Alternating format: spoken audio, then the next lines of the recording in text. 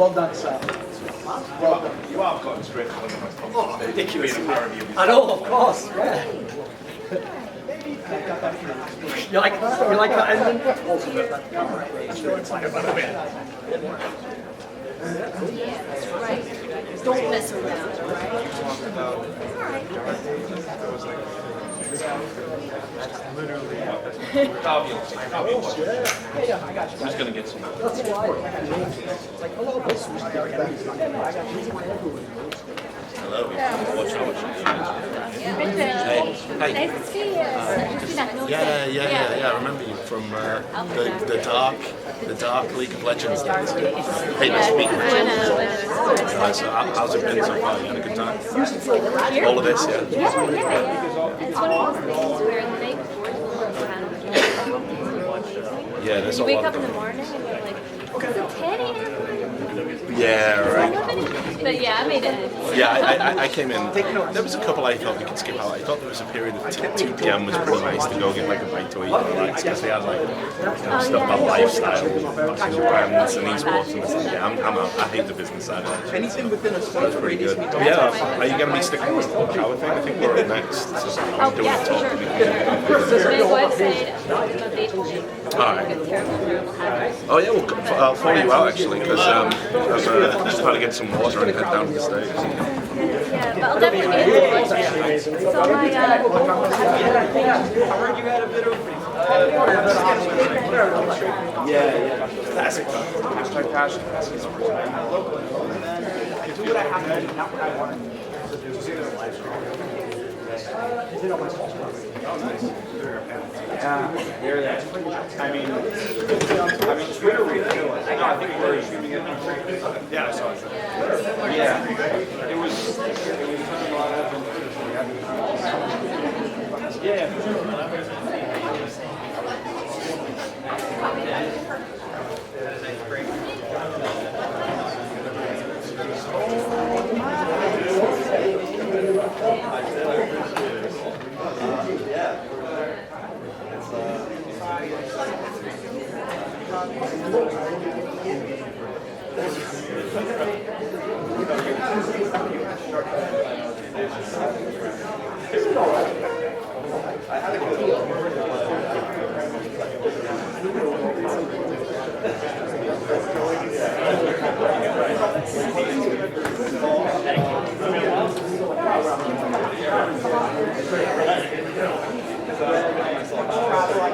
You'll see. Good luck to you. Yeah, thanks, Tom.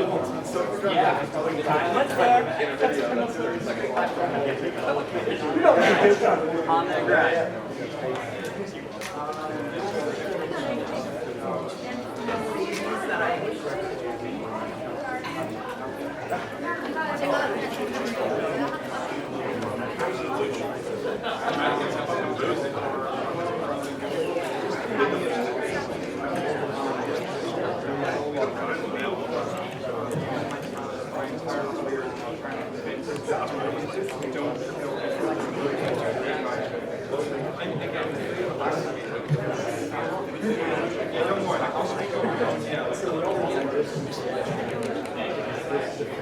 Yeah.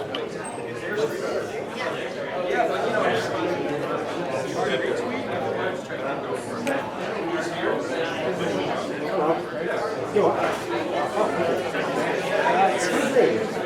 Could I possibly have one of your bottles of water? Oh, I promise it's not outside. Don't know, man. I'm not sure. Obviously, it won't end up. Yeah, just I'm sure it's not going to be a problem.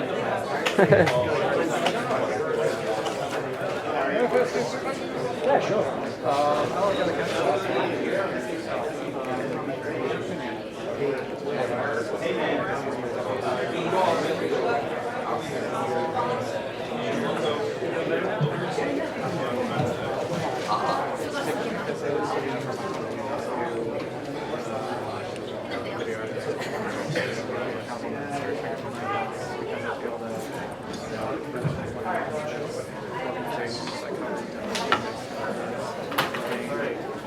Oh, what's it? Your wrangle. I still think you're right. Like at the end of my thoughts there. This one. Pull out.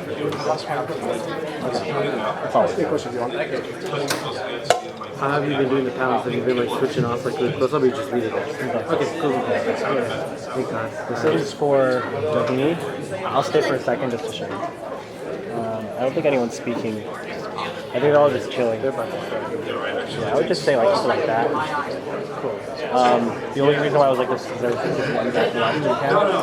But probably the ones are just Duncan is exactly the same. Yeah. Want me to take you there real quick? Yeah, sure. Because this should be good. That's all we should do. Sat down. All right. The next one's cool. He has like smash. This is what we worked with each other, you fucking asshole. So you have 2 panels from. Can't take you anywhere. This is quite the grouping we got here. They're both going to be 1 hour panels. Married couples. You press it for 3 seconds. Cool.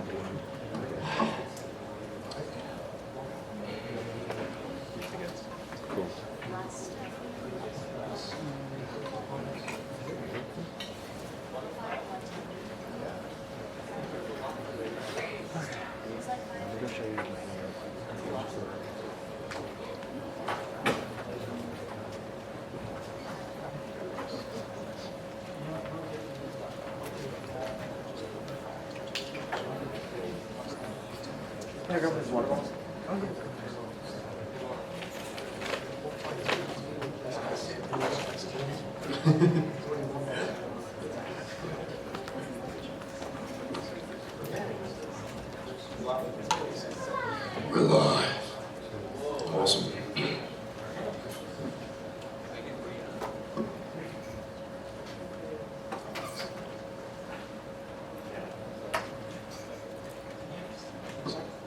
Hey guys, welcome to our panel, Esports Journalism, the Good, the Bad, and the Ugly. I'm guessing I'm the ugly.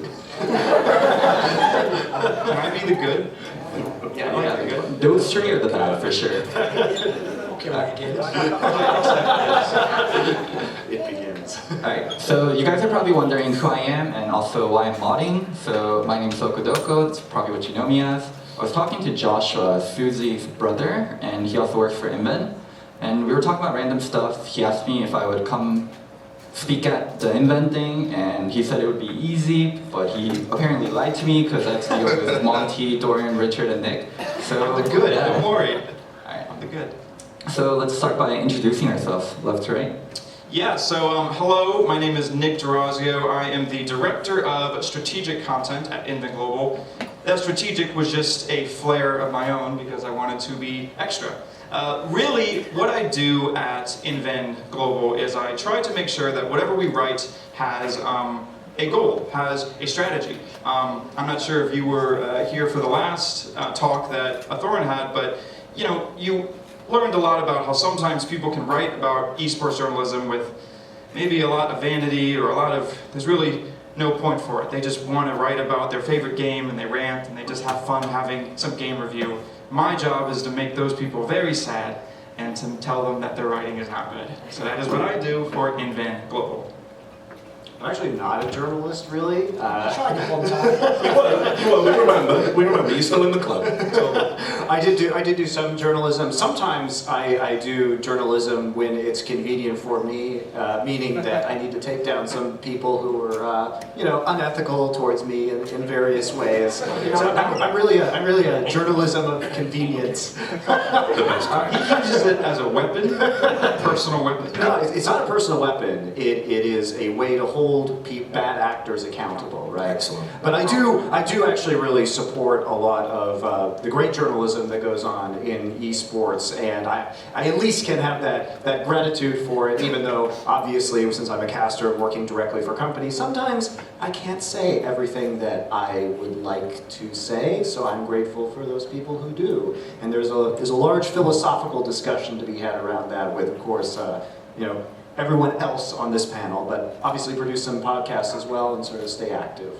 Sure. Okay, so first of all, I just literally gave half an hour talking about my history in esports journalism. I noticed half you weren't here, so screw you. Of course I'm going to come and censor myself. You missed the best part. So if you don't know who I am, I was literally voted Esports Journalist of the Year about 2 years ago, and nobody can do a damn thing about it. That's a fact. You can't go back in time. It's always him. So my main job is... He doesn't speak for me. I am spokesperson for Richard Lewis. I'm always...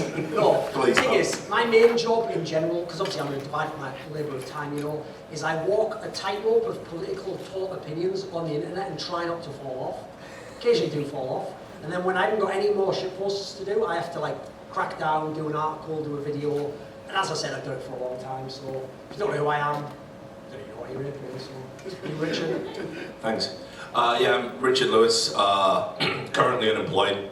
Anti-platform. Yeah, currently unemployed and in the process of being a person from the internet, so it's a good time to start networking. Any job offers, I will listen. Are you even here? Yeah, I know, right? This is it. This is the farewell tour that I'm doing. It's like Leonard Cohen. When they do the sort of edit, it'll just stop on the phrase. Yeah, I fade out and cheers. But yeah, so I've been doing investigative journalism in esports for 15 years about, and made a lot of friends doing that because you know, as this industry's got bigger and people are getting more and more money and the stakes are higher, obviously the truth becomes a very scarce commodity. So yeah, that's I'm trying to get back into it. I thought I could quit journalism. There's something that Hunter S. Thompson used to call the fire in the nuts, which is that you just get so hyped up about doing one thing, it's all you know, you get this drive. And I've been trying to quit journalism for like 3 years. I went to E-League, I hosted a TV show, I thought that would fill the hole, it didn't. Then I became a director at a company, making lots of money, thought that would fill the hole, it didn't. And I just quit that job literally the day before this panel to come and talk about journalism, which is pretty much all I know and all I want to do, so yeah, that's me. Richard, let's go a little bit deeper on that. What is esports journalism? All right, Dr. Phil. I mean, turn my mic off then, I'm good. So it's a stupid distinction, honestly, and it's what I've always hated. I hate calling myself an esports journalist. I hate introducing myself as an esports journalist. It was especially stupid like 10 years ago, because no one knew what that was. No one even knew what esports was. So you'd be like, oh, I'm an esports journalist. What's esports? Just say, right, well, okay, I'll explain that to you. And then 30 minutes later, they've kind of wandered off, so it was a waste of time. But yeah, I hated that term, because I never defined myself that way. You know, I went to university, I studied journalism, I wanted to be a journalist at a very young age, it was what I wanted to do. So what is esports journalism? I mean, it's just journalism, you know, in the esports space. Unfortunately, what you increasingly find is there are people that define themselves as esports journalists, and what that means is they place limitations on the type of work they're willing to do to exist in this space. It's like the esports is more important than the journalist part of the title. And that's the big issue. It's like, I want to be in this community, I want to be in this happening industry. Well, now you got to tell the truth. Now you got to go out and say something deeply unpopular that might make it so you can't get a job for a year. You're willing to do it? And a lot of people say, actually, no, I'm not. So I think making the distinction, esports journalist, I'm very wary around people that call themselves that. You know, for that reason. I think you're either a journalist or you ain't. Yeah, and if I could actually just jump in for a sec, I think a lot of people in the space have had that same hesitation. I've often had that hesitation, especially early in my career, in which, yeah, they're hiring for an esports a journalist, or maybe someone throws that term at me, and I was like, well, I've always been, I consider, a content creator, or I used to call myself a games writer. I mean, you know, honestly, when I really first got started on a blog no one cared about, I wrote about strategy, I wrote about builds, I wrote about game reviews, right? So I think there's a lot of truth in that. A lot of the people that did first start off in this, a lot of them have been told that they're games journalists, and then they just try their best to do it, but they don't have the training, or they never went out to get the training. So I think that's a really astute point. Yeah, because for most people, esports journalists can be game reviewers or people just talking about streamer drama. Like, what actually is esports journalism? What are your best works that you guys have done in that field? Well, that's actually also one of the reasons why, even though I said they're obviously described me as esports journalist, my main type I prefer is esports historian, because my style always was I would write great articles, great teams, chart history of things, look for trends over time, etc. And that is part of journalism. I mean, obviously you could do historical journalism, of course, you can do stuff that's polemic, etc. But I will say, like, that's why I think when Richard is being very precise about journalism in that sense, it's like, if you really are someone who's there to investigate, you are there to expose, then you can't be like the people 10 years ago who were part of this small little industry where everyone's at the same after party, and everyone's friends with the same player, and everyone went to the same site, and then guess what? Your friend's the criminal. Your friend's the one who screwed someone over. And you just go, well, not my business, I'll just do my article about how Halo 2 is a really sick game. No, that's not a reasonable Which choice. it is. It was alright, wasn't it? Yeah, but One you of want the people to. are absolutely wretched in esports, but whatever, enough about that. Yeah, but you. Put the headband down. But you want to get invited to the Halo 2 after party, right? Like, don't you want to get invited to the closed access? And that's where people would write Yeah, that. some people did, sure. I mean, I think it's just an important thing to realize that, like, okay, so it's all types of journalism, you know, like you do a blog. You know, I came up at a time when the word blogger was like a derisory term, right? I'm sure we've all heard that if there's any writers out there. Oh, you're just a blogger. Like, yeah, it's the future. What are you talking about? Like, everyone is. But, you know, doing a blog, you know, where it's your thoughts, that's a type of journalism. Doing historical pieces, that's a type of journalism. Doing write-ups about games and titles, that's a type of journalism. There's just different forms, and without wanting to sound conceited or arrogant or get accused of that new hipster term gatekeeping or whatever the kids are saying these days, there are different forms that have different importance and different weight, and we all know it in the industry. And there's some journalism that's throwaway garbage. It's garbage. It's literally designed to farm clicks. I'm not even just talking about stuff with clickbait titles. I'm talking about literally you rewrite somebody else's news post from somebody else's website to go on your website. Yeah, with a slightly better title, or you change a few words in a thesaurus. What's the value in that? And the answer is absolutely nothing. It's the devil, you know, making work for idle hands. It serves no purpose. So that's garbage. You know, if you're doing that and you don't have a desire to go on to the next level, I can't respect you, honestly. Real talk. Then, you know, you move up a notch, and then I would probably say you get, like, you know, match reviews, write-ups, like eyewitness accounts. This is valuable because it's a matter of historical record. And while we're talking about historical record, you probably go up a notch. You get the Duncan's kind of stuff. Duncan's very important. He curates all the storylines that we've had down the years across multiple games. And I think that has huge value. And then above that, maybe, and you might disagree, I don't know, maybe interviews. I think next, good long form, well-researched interviews, which Duncan also does, of course, you know, that has the value. And then, you know, I'm getting into my wheelhouse now, so this is where it probably comes across a little bit arrogant. I think the highest form of journalism probably is investigative stuff, and there's not enough of it because people are terrified to do it because of the constraining politics of the industry. We live under the tyranny of games developers, all of us. Like, who here hasn't had their careers wrecked by a games developer, like straight up, and it's their ball, and yeah, you're too nice. It's their ball, and they get to take it away at any time. And if you want to exist in this industry, they think they hold all the cards and have a large say. But the majority of people, you know, that want to do the type of work I'm talking about, the type that I believe has the most value, they're afraid of that. They're young people. They're young people, or they want to work in the industry so much that they're terrified of the prospect of having it took away.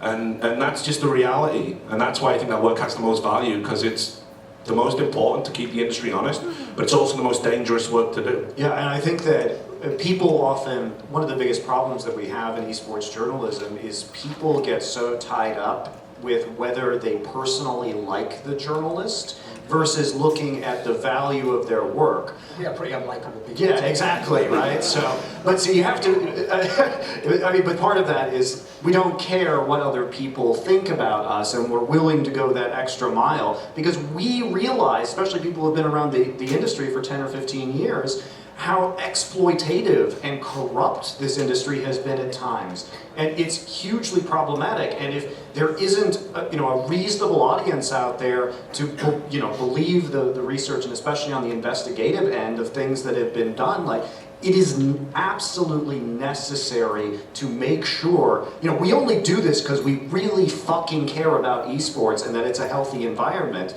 and we don't want to keep putting up with the same exploitative bullshit over and over again. And if you look at, people who have broken major stories, like Richard talks about his investigative journalism, and he was a key part of taking down these CSGO gambling sites that were basically rigging the odds, encouraging children to gamble, and was literally a multi-billion-dollar industry. And that needed to stop. And people still give Richard crap for a bunch of other stuff, despite the fact that that is like Some of it warranted, I'll agree. one of the most important stories, not just in esports, but in gaming. And like, in the limited amount of journalism I've done, I've been here today with people who gaslit me, lied to me about caster rates when I was working, and if I didn't take a public stand, the result of me taking a public stand was a literal doubling of caster rates in some games. And so I feel good about that, and but it costs so much personally to do that, because I basically just got exiled from a game forever as a result. I would also, by the way, echo Richard's sentiment. I agree. If you're going to make like a hierarchy of importance and magnitude, I would put investigative journalism at the top, because even though I do think historical stuff's obviously my main passion, my interest, the difference is, if I historically rank a guy second who someone else thinks was the best, I don't get killed. Well, as long as TSM fans out in the audience. But the difference is, you do a real story that blows up someone who's a gambling person or someone who's wrecking someone's career. I mean, we're not quite at that point yet, but yeah, you could get killed. There could be real life consequences for your career, for your person, for your reputation. And that's why actually, this is the perfect analogy for it, in fact. I could all day long write historical articles. There's so much history at this point in time. But the reason why I sometimes do those pieces myself, where I expose someone, where I investigate something, is because that's a story that has to be done. So even though I could write the article that just gets the safe hits and disagreements just a mean comment, you sometimes have to be willing to take the bullet. Like, I'd give the analogy, spoiler for that rubbish movie 300, but there's a great bit in that where the essential theme of the movie is, at the end, he throws this spear. His whole army's been killed, he's died. He throws a spear and he nicks the edge of this god king of Persia, right? And that's what journalism can do. The point is, you can't take down the god king, you can't stop the evil empire, but you can actually make people known that that's what they are, and sometimes you can get one nick of blood, and that one nick of blood is worth more than you might realize. Yeah, and you actually mentioned that there's consequences to it, and I think a big part of why these three gentlemen are speaking with such passion about it is they have been doing it for such a long time, and that is precisely what gives them the confidence to be able to take on those risks. I have managed a lot of writers over time, and many of them is because they just get intimidated out, right? I mean, they're drawn to esports because they're young, and they're drawn to games because they're young, and they work on the low salaries that game journalists were paid years and years ago because they're young. These are the people that may even accept that. And if you're trying to ask them, hey, you need to write something that's critical about the game you love, it's about the company you love, and half of them want to work for that company one day. That's why they're even getting into game journalism, because they view it's they're in to the games industry. It's an incredibly hard ask, especially because they have to go through and put on the investigative journalist hat, and that's not really what they signed up for. They signed up for, oh, I just wanted to write about games, and I wanted a chance to interview, my famous players. Yeah, something like that. But there are very, very few, I'd say, journalists who, and I'm sure it's happening now, there's journalists who are like, oh, hey, what's this esports thing? Oh, this is a thing that I should, oh, this is a lot of money in it. And I'm sure we are going to see people who have been doing this before, who have been taking down orgs or have been doing those nicks. But it hasn't been historically the reality of esports journalism. I mean, you guys are talking about all the sacrifice that you have to make to be in this field. What makes it worth it for you guys personally? First of all, the actual nicking the person in the face is pretty cool. You can't do anything, or can you? There's the question, right? Here's the thing. Me and Richard have often discussed this many times, and one thing we agree upon generally is you have to be a bit nuts. There has to be some reason to drive you. Like, for example, if I do a story, so at the moment I'd be one of the people publicising this thing in Counter-Strike with a company that owns the top team, and they also own the tournament circuit that the team plays in. Now, people will say to me, you just clearly don't like that company. Yeah, it's a brilliant motivator to find all the real things they've done that are wrong and expose them at the cost of my own integrity and career.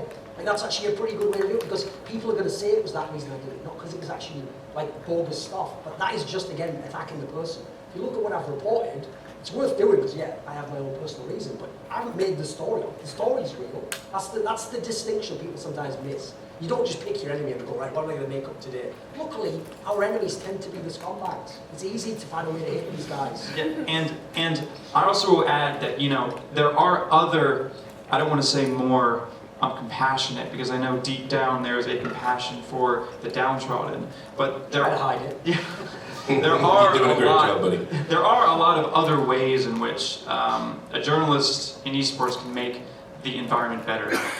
Actually, recently, I guess within this year, one of the favorite things that I've ever written, it was just a piece called Overwatch Players Are Tired, and it was I have interviewed players throughout the entirety of Season 1, and through all of my interviews with them, I pretty much curated all of these quotes that maybe were said on the side, or maybe were just little hints. But when you added them all together, and when you really put it in context of how long some of those things were, it did paint a story that a lot of players thanked me for writing. They're like, yeah, thanks, I was absolutely demolished, and it didn't seem like anyone cared, and anytime they'd say something about it, they'd be like, oh, aren't you playing on the Overwatch League? That's like the happiest thing, you know, like in the world. So there are many different ways, you know, there's the nicks you can throw, but then there's also, you know, sometimes these pro players don't have a voice for themselves to be able to like tell these stories, and you can really do some good with just some compassionate, long-form interviews. And regardless, I think it's always important to note,